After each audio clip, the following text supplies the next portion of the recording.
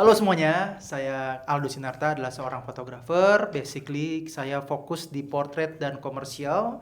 Saya ini sedang berada di thechaptertirto.id.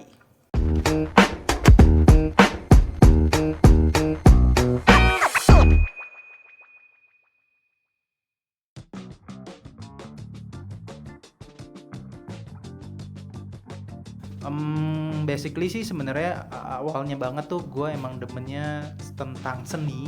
Jadi emang demen banget sama dari kecil tuh dari SD demennya gambar, terus kuliah ambilnya graphic design. Nah tapi pas ambil kuliah itu malah nggak terlalu demen sama fotografi. Jadi waktu itu kerjaannya cuman ngeditin teman-teman yang moto, aku yang ngedit post pro-nya. Terus ngedesain layout, bikin album dan lain-lain. Nah sejak waktu kuliah itu emang kuliahnya masih zaman analog ya, jadi ketahuan umur juga. Nah itu kita udah yakin banget nih hasilnya bakal bagus, ternyata pas di scan dan di develop tuh hasilnya di luar nurul. Jadinya dari situ kayaknya udah nggak mau foto lagi deh, udahlah ngedit aja atau ngedesain aja. Nah pada saat selesai lulus kan udah ada digital dan lain-lain, baru gue udah coba lagi revenge untuk fotoin awalnya anak-anak sekolah dulu, jadi bikin buku tahunan, terus nyoba masuk ke weddingan juga. Nah dari situ sampai sekarang akhirnya kecemplung lah ke fotografi.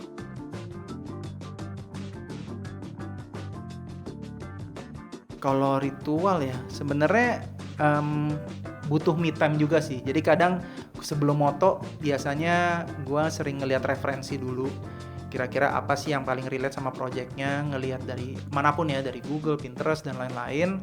Terus gue rangkumin kira-kira apa yang bisa dieksplor dengan style gue. Jadi biasanya gue butuh me time untuk itu saat sebelum mulai. Tapi pas mulainya nanti kita banyak spontan uhuinya juga. Waduh. Kalau misalnya kayak gitu butuh waktu nggak sih? Maksudnya kayak spare-nya apakah sebelum mulai banget atau butuh waktu kira-kira beberapa hari buat sampai mikirin konsep kreatif gitu? Biasanya beda-beda, tapi kalau kayak yang fotonya nggak terlalu kompleks ya, maksudnya kayak personal atau apa, itu bisa di hari yang sama. Cuman kalau kayak projectnya lumayan besar, briefnya lumayan kompleks, pasti ada persiapan yang lebih matang gitu sih. Bisa H-3 atau H-5 udah lebih disiapin lagi.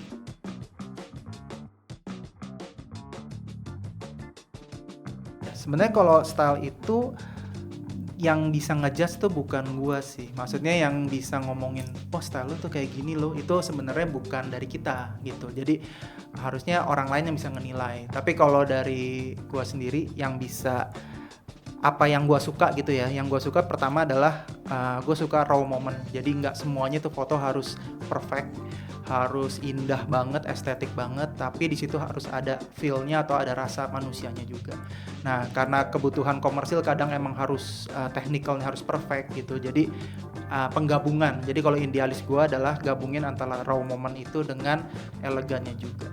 Kurang lebih kayak gitu. Seberapa penting sih sebenarnya voice visual dari sebuah karya buat Mas Aldo? Voice.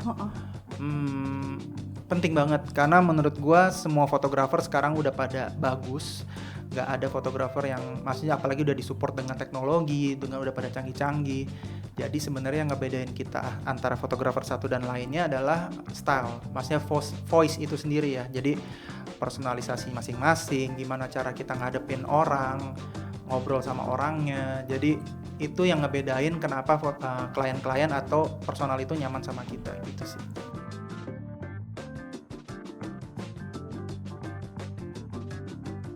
Yang dicari malahan sekarang bukannya cantik-cantikan atau ganteng-gantengan gitu ya. Jadi lebih ke arah jadi diri sendirinya dulu sih. Karena banyak banget personal itu yang masih banyak pakai topeng lah gitu ibaratnya. Kayak di Instagramnya tuh kayaknya secara ngelihat di feednya tuh sangat-sangat rapi gitu ya, tapi ternyata sebenarnya dia punya sisi lain yang harus kita angkat.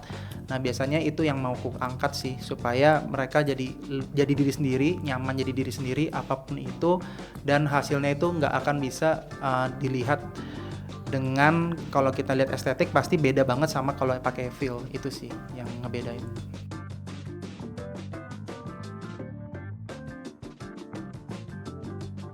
Malah sebenarnya momen-momen spontan sih, ibaratnya kayak belakang layarnya gitu, kayak underratednya, jadi bukan underrated ya, undercover lah ya, kayak misalnya abis udah shoot yang serialnya tapi ternyata di baliknya itu kita bisa ambil foto momennya lagi. Nah itu sebenarnya yang paling berharga, yang value-nya paling tinggi dibandingkan kita udah ngeset semuanya kayak gitu.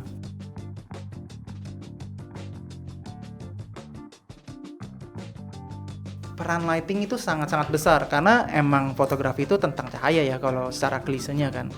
Jadi lighting itu kita bisa ngeset ibaratnya namanya komposisi emosinya di sana.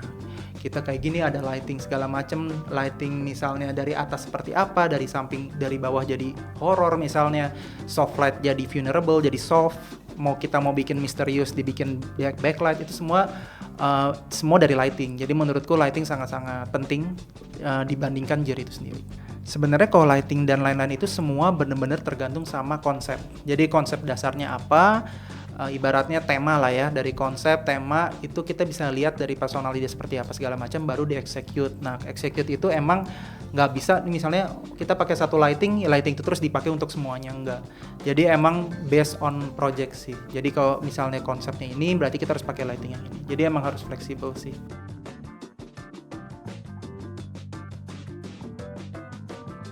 Challenge-nya sih yang pasti kita harus menyeimbangkan antara leading, kita harus nge-lead juga dan harus listening dia juga.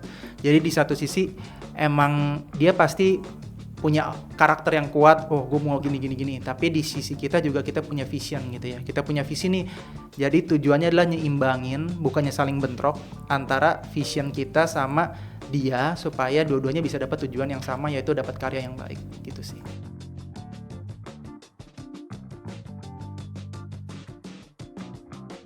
Kalau gagal, bukan gagal, cuman pernah di remind lah ya, pernah diingetin waktu itu pernah foto project kayak untuk law firm gitu.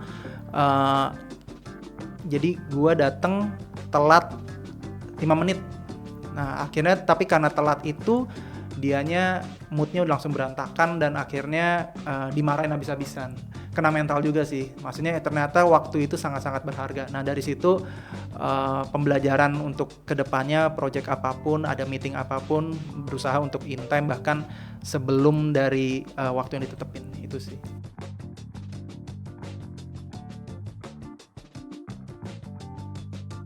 Memorable, hampir semuanya berkesan, cuman ya ibaratnya kalau kita foto itu sebenarnya ada efek snowball lah. Misalnya kita ngasilin foto sesuatu, mereka suka, pasti antara dia referral atau repeat juga.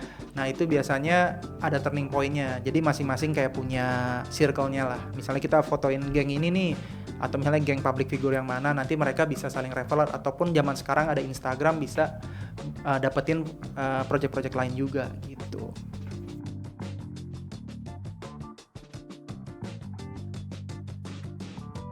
Pertama jujur sih, kalau saranku emang kita nggak bisa ngikutin ngelihat sebelah gitu, oh ini estetik bagus banget nih, yang lain nih Instagram sebelah dan lain-lain kita coba ikutin lah gitu. Maksudnya apapun yang kita lihat itu sebenarnya kita ambil yang sesuai dengan kita juga ujung-ujungnya. Jadi emang jujur itu terpenting karena kita menggabungkan berbagai macam apa yang kita suka untuk dijadikan puzzle dan jadiin style kita sendiri. Nah dengan cara kayak gitu mungkin bisa ngebantuin teman-teman juga dapetin style teman-teman sendiri kayak gimana dan jujur sama diri sendiri, itu sih.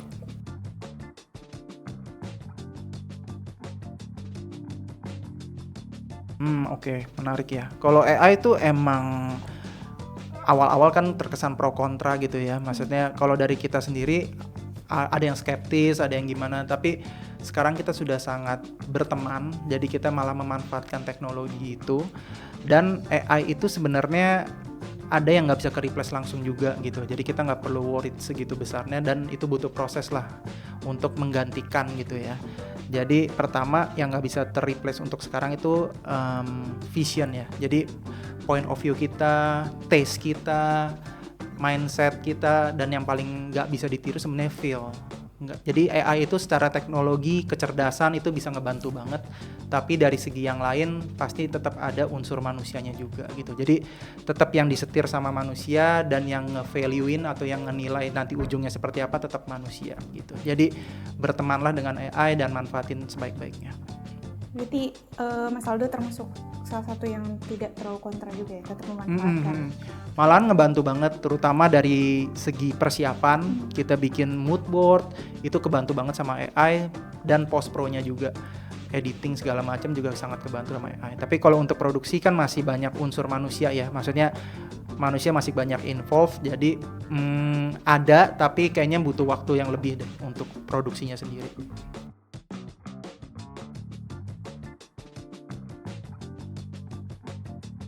Kesalahan sebenarnya kayaknya gaya dulu deh mereka. Gaya dulu nomor satu, pamer-pamer dulu, kasih lihat alat yang canggih-canggih dulu, flexing-flexing dulu. Menurutku itu yang jadi bumerang buat mereka, karena ya jadi terkesan impressionnya adalah mereka flexing di alatnya gitu, jadi bukan di karya-karyanya itu gitu sih. Terus kayaknya mereka emang mengejar validasi di situ dan melupakan bahwa yang terpenting sebenarnya masalah konsistensi sih. Maksudnya aku juga belum lama-lama banget, masih banyak yang lebih lama, cuman konsistensi itu yang bikin kita jadi bertahan, dan bukan soal siapa yang lebih jago atau siapa yang paling cepat larinya, tapi siapa yang masih bisa ada di sini dan masih bisa bertahan di situ gitu sih.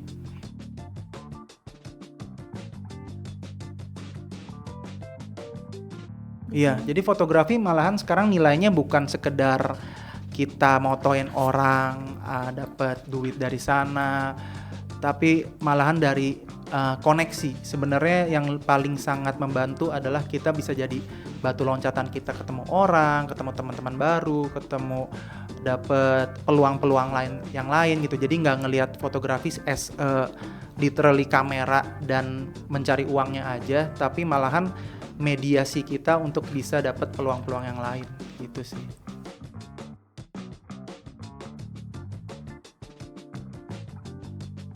Jadi jangan ngejar validasi, jangan ngelihat patokannya dari highlight reels orang lain gitu ya. Jadi yang penting cintain prosesnya, karena yang paling berat adalah prosesnya. Kita kalau ngelihat hasil itu pasti bisa jelek. Kedepannya kita ngelihat 5 tahun ke depan, pas ngelihat lagi, kok kita jelek banget ya fotonya ya. Nah itu sebenarnya berproses, dan itulah yang sebenarnya kita jadi berkembang, dan bandinginnya sama diri sendiri aja.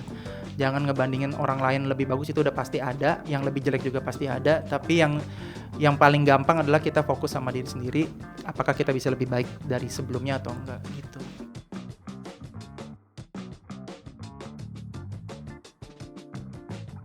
Analog ya, sekarang analog udah jadi mainan aja sih. Jadi maksudnya ada teman-teman juga yang emang pakai analog buat kerja, buat profesional, tapi kalau buat kebutuhan komersial dan lain-lain agak mengerikan juga. Jadi sekarang masih ada EOS R Canon sih, tapi aduh lupa lagi namanya, R1 atau apa gitu. Yang zaman dulu tapi analog, tapi masih udah pakai auto. Dia udah autofocus gitu. Seru-seru. Jadi kalau misalnya analog itu biasa nyimbangin kita lah ya dari lelah atau bosennya dengan foto-foto digital. Itu biasanya peralihan dari sana, kita mencoba untuk menghargai setiap jepretan juga.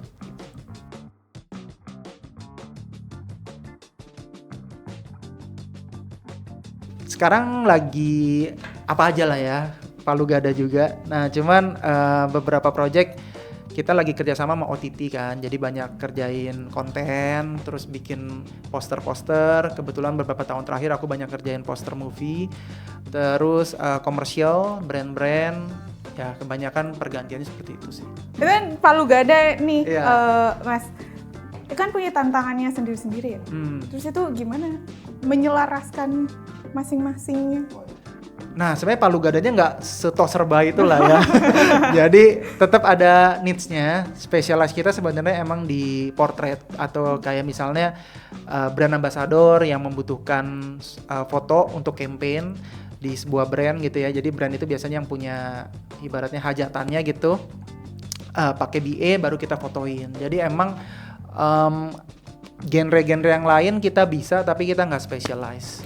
Jadi tetap kita mengkerucutkan diri supaya mereka ngelihat kita tuh ada specialize-nya juga. Karena brand atau klien itu akan lebih trust sama orang yang fokus, jadi expert di suatu bidang dibandingkan kita generalisasi banget gitu sih.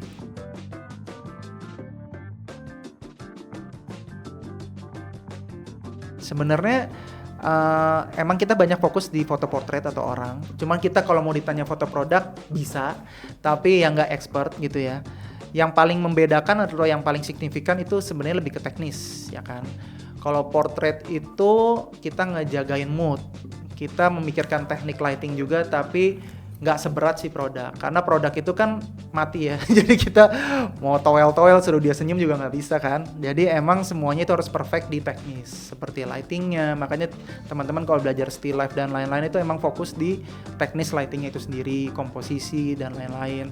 Tantangannya jelas beda karena si produk ini tidak bernyawa, jadi ya kita gimana caranya bikin produk ini seperti hidup gitu. Nah kalau orang itu yang kita jaga adalah mood kliennya, mood kitanya, mood teman-teman yang terlibat, vendor-vendor, makeup artist, stylist dan lain-lain. Gimana caranya supaya kita jaga mood itu sampai dapetin karya yang bagus dan feel-nya bisa dirasain sama-sama.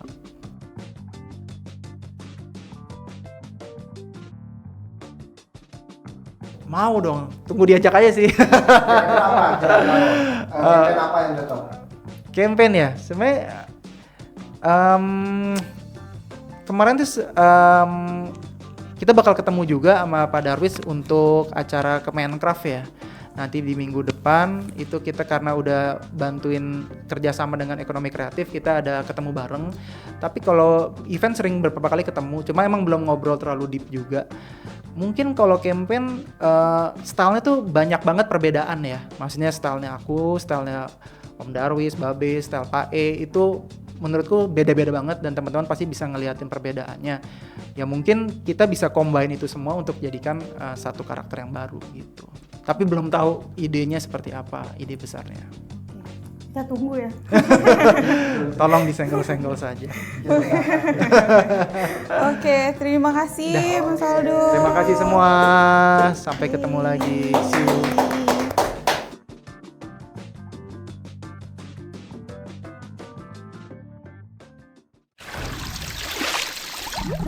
you.